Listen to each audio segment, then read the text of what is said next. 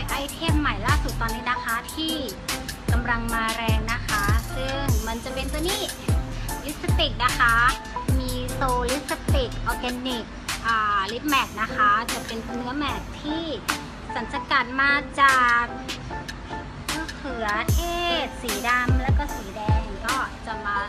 รีวิวว่ามีสีอะไรบ้างอย่างแรกเลยหญิงจะมารีวิวตัวนี้นะคะMS05 ก่อนนะคะก็จะเป็นตัวสีชมพูอ่อนๆนะคะเหมาะสำหรับสาวที่ทำงานออฟฟิศนะคะโอเคเดี๋ยวเราจะมารีวิวนะคะ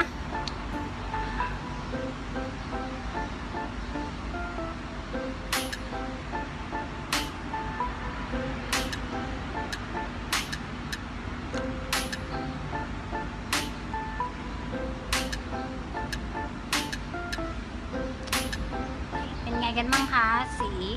สวยสดใสนะคะกลิ่นก็หอมธรรมชาติมากกลิ่นจะออกเป็นผลไม้แบบแตงกวานะคะก็เดี๋ยวจะมาโชว์เป็นสี5 สีนะคะนี่นะคะค่ะเป็นไงกันบ้างจะเป็นสีโอรสสีแดงสีชมพูนุดๆนะคะโอเคงั้นเราก็จะมารีวิวให้ดูนะคะว่าเป็นสีอะไรบ้างอันนี้ก็จะเป็น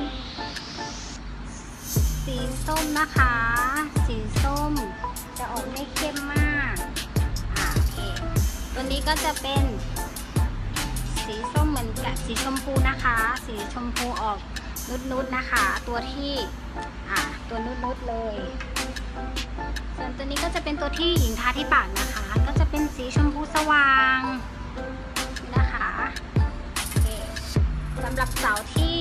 เป็นสาวเปรี้ยวนะคะจะเป็นตัวนี้โอเคเป็นสีแดงหน่อยนะคะตัวสุดท้ายนะคะจะเป็นสีส้มออกกะปิหน่อยนะคะจะออกสีออกกะปิหน่อยจะออกมืดๆหน่อยนะคะก็จะเป็นประมาณนี้ค่ะเป็นไงบ้างคะโอเคเป็นไงกันบ้างคะสาวๆชอบสีไหนเลือกได้เลยนะคะมีทั้งหมด5 สีนะคะก็ตัวนี้ก็จะเป็นเนื้อกำมะหยี่นะคะแล้วก็จุกไม่ลอกกันน้ำด้วยนะคะแล้วก็ติดทนนานได้ทั้งวันเลยอย่าลืมนะคะมีโซลิปสติกออร์แกนิกเนื้อแมทนะคะ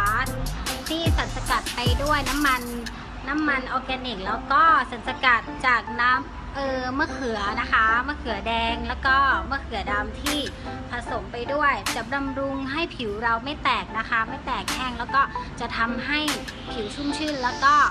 เวลาเราทานะคะมันจะไม่เป็นขุยนะคะซึ่งใช้แล้วโอเคสวยก็สาวๆที่อยากจะ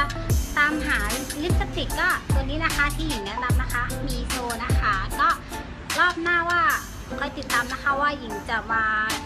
แนะนำไอเทมตัวไหนอีกนะคะก็